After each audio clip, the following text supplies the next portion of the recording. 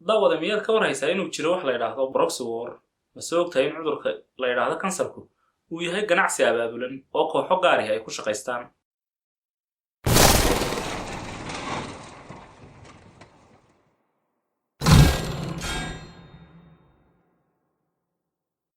asalaamu calaykum daawadayaal, dhammaantiin khayr baan idin rajaynayaa. waa mar kale iyo muuqaal kale iyo farshaxan.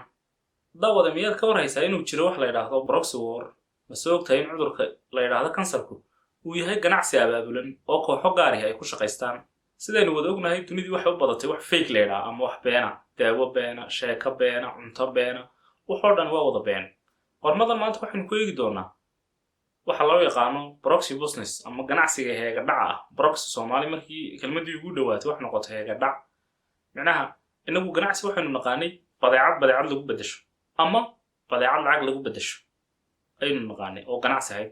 waxa isna sidoo kale jira wax la yiraahdo proxy war. proxy war waxaynu naqaanay dagaal ciidamo leh oo la isku hor yimaado, kii la doonaha la jabiyo ama kana la jabiyo ama kana la jabiyo. laakiin dunidii waxa way ka gudubtay imika maskaxda la iska gumaystaa oo la iska qabsadaa. qofkaad maskaxda ka hantidana isagoo dhan baad haysataa, intaa doontidna waad haysan kartaa ilaa inta uu isagu soo baraarugayo. haddaba maanta waxaynu idaha furi doonaa waxyaabo badan oo awal hore naga qarsoonaa. runtii markii wax walba fayg u bateen waxaa la ii sheegayay waxyaaba la yaabka badan ee maqlaysid. wax ka mid ah waxaa la ii sheegayay inaan dhalinyara oo farmasiyadeenna mid ka mid a ka shaqeeya Hargeysa, kadibna damcay sidoo markuu muddo dhowr sano shaqeynayay buu yiri pharmacology iyo medical wax bartay ma garanayo. markuu dhowr bilood shaqeynayay buu yiri adoomad ganacsi iska furatid. dabeetana Hindi u tagay. Hindiina waa meesha laga helo wax kasta oo fayga, daawo ha noqoto, cunto ha noqoto, dhar ha noqoto, waxyaabo badan oo faygun run ahayn. macnaha wixii loogu talagalay maaha fayg. markaanu leenahay weeyaan dawadani cudurka loogu talagalay ma daweynayso, cudur bay adiga kugu dhalinaysaa. cuntadani gaajun bay kaa beenaysaa laakiin cudur bay kugu dhalinaysaa. maaha cunto aad nafaqo iyo fitamiin ka helayso. gaajaduna wax kale maaha hydrochloric ku daaysa calooshaada bay kaa qabanaysaa. haddaad kartoon cuntid kaasaba uu kaa qabanay. waayahay, haddaba waxaynu eegaynaa inankii yaraa markuu halkii tegey $1,000 wax lacaga sitay. wuxuu yiri ganacsi iska bilaabo. Hyderabad buu tegey. dabeetana markuu farmasiishayaashii u tegey wuxuu ku yiri iga iibiya dawo. waxa loo dhiibay 10 mid oo daawo ah oo bac ku jira. waayo wuxuu ogaa meheradu ka shaqeeyo in $500 oo kaliya $500 lagu soo adeego karatoon dhan oo dawo waaweyn. ninkii dabeetana isagoo yaaban ayuu la soo hadlay dalka. markuu dhowr habeen joogay ay dadkii la soo hadlay uu garanayay wadni waa sideed saas lagu yiri. waxa lagu jawaabay 10 mid oo dawo baa la siiyay $1,000 ma bixiyo. waa sidee talo yaa soo waa sidee cilmigu. waxa lagu yiri waa run adigu kala sheego dawo fayga doonaysaa. dawada fayga baa lagu yiri $1,000 wuxuu ku qeynayaa container dhan si dawo runa. imika dawo runa lagu siiyay. nimankani dadkii caadiga ee wadankoodii dadkooda ugu turiyay ku moodayaan. uu yaabay ninkii. dabeetana iska soo noqday. wuxuu yiri anigu waxaan xalaash ku shaqaystay xaraan ku bilaabi maayo, dadkaygana ku dili maayo. ninkii dhalinyarada iska soo noqday magaaladiisu iska shaqaystaa. imika dhinaca daan markuu ka yaabay dunida wada fayga waliba isagu waxba ogaa. inaga Soomaalideena waxa ma akhrino. waayo qof walba intuu wax akhriyo buu xoogay. nin wax badan akhriyo ahaa. dabeetana ninkii markuu dunida wada fayga ka yaabay ayuu yiri kaftan bay markaa waa sheekooyinka fictionalka sheekooyinka madadaalada ay khiyaaliga la isku madadaaliyo weeyaan. wasiga tagay buu yiri dunida lafteeda mar haday wada fayg noqotay. dunida fayga ma joogi karay buu yiri. dunida wada fayga wasiga tagay. dabeetana sunbuu soo qaatay oo cabay. suntii waxa taa fayg noqotay. wuxuu yiri dunida oo dhan ba wada fayga xataa suntii aan cabay isku dilis lahaa ayaa fayg noqotay dil weeyay. marka faygu marka ma beento wax la soo macmaray oo aan sidiisii ahayn sidii loogu talagalay ahayn ama dhar ha noqoto, kaba ha noqoto. kabii Soomaalideena hore ku socon jirtay 10 sano ama 5 sano maanta bilna lagu ma socdo. marka waxa weeyaan dad walba way xisaabtamaan wixii tayada soo saari jiray. wax walba tayada berigi hore wax walba tayo lahaa. imika xataa adoon siiba fogaan wixii 2000 ka horeeyay ama wixii 2005 ka horeeyay ama 2010 ka horeeyay wixii tayada lahaa maanta tayo ma laha. waxa jireen xataa marka xagga nolosheenna caadiga xagga nolosheenna caadiga soo baydhna xagga kaftanka aynu baydhnaa. xagga kaftanka hadaynu yara baydhno gaariya Allah naxariisto wuxuu oran jiray maanta reebel baan la hadlaya jirka ay sira geliyaan haday meesha fadhiyaan buu oran jiray. markuu dad la hadlaya Allah naxariisto jirka ay sira geliyaan. marka xagga dumarka gabadh baan nin bay leen hanti bay ku raacday.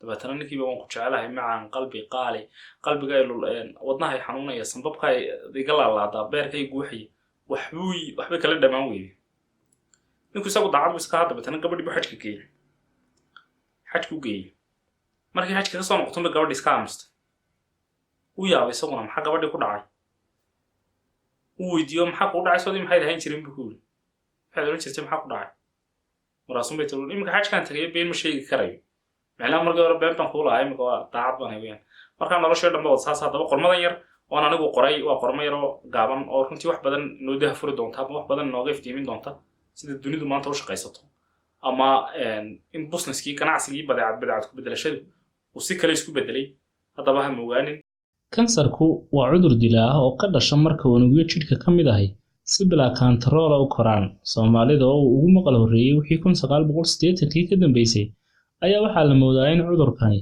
yahay cudur dunida ku cusub balse xaqiiqadu waxay tahay inuu soo jiray muddo badan oo ilaa masaaridii hore yaqaaneen ereyga kansar wuxuu ka yimid erey Giriiga oo la yidhaahdo karkinos oo macnaheeduna yahay buro kansarku ma cudur baa mise ganacsi sida la ogyahay in ka badan 10,000 oo nooc oo cunto qasaacadaysana ayaa dunida laga isticmaalaa maalin kasta ha ugu badnaadaan badeecadaha sida kalluunka subaga iyo maraqooye haddaba maadaama cuntada qasaacadaysan ay qaadan karta inay taallo sanad ama ka badan intaan la isticmaalin ka hor waxaa muhiim ah in la helo kiimikalis cuntada daray ka dhiga hadday taallo muddo dheer ugu dambeyntii waxaa la helay dareeraha BPA bisphenol A oo loo isticmaalo in cuntooyinka lagu dhex milo isla markaana ka dhiga cunto kayd geli karta sanadkii 2017kii waxa uu dhintay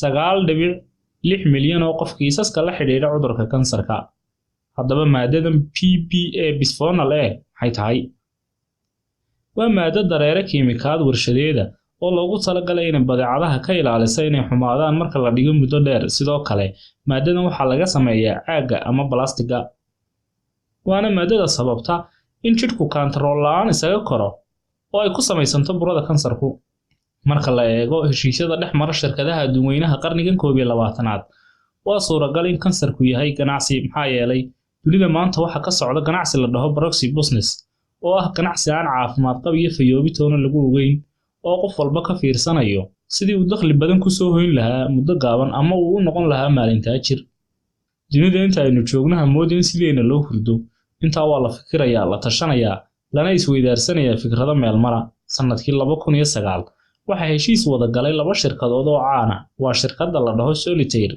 iyo shirkadda kale Gulf Tissue Paper oo ku taala dalka Imaaraadka Solitaire waxay soo saartaa daawada samboorka ama caburka loo isticmaalo ee oxymetazoline dhanka kale shirkadda Gulf Tissue Paper waxay iyadna soo saartaa tissue-ga ama haddaynu soo dhaweyno afmariska Soomaalidu tiraahdo clinics haddaba muxuu daaran yahay heshiiskoodu inta aynaan weydiinta warcelinteeda raadin horta aan isla fahanno waxa loo isticmaalaa afmariska ama clinics waa warqad dabacsan isla markaana laga dhigay sida marada oo kale waxaana loo isticmaalaa faya dhowr ahaan si la isaga biyo dareeraha sanka ka yimaada gaar ahaan marka uu qofku cabursan yahay sidoo kale afmaris ahaanna waa loo isticmaalaa daawada oxymetazoline waxa lagula tacaalaa caburka iyo neefta oo qofka ku dhegta haddaba heshiiskani wuxuu ahaa in shirkadda soo saarta clinicsku ama afmarisku ay afmariska ku daadiso budo yar oo lagu caburayo si loo iibsado daawada caburka isla markaana clinicska loo isticmaalo heshiiskani oo labadooduba ay ku faa'iidayaan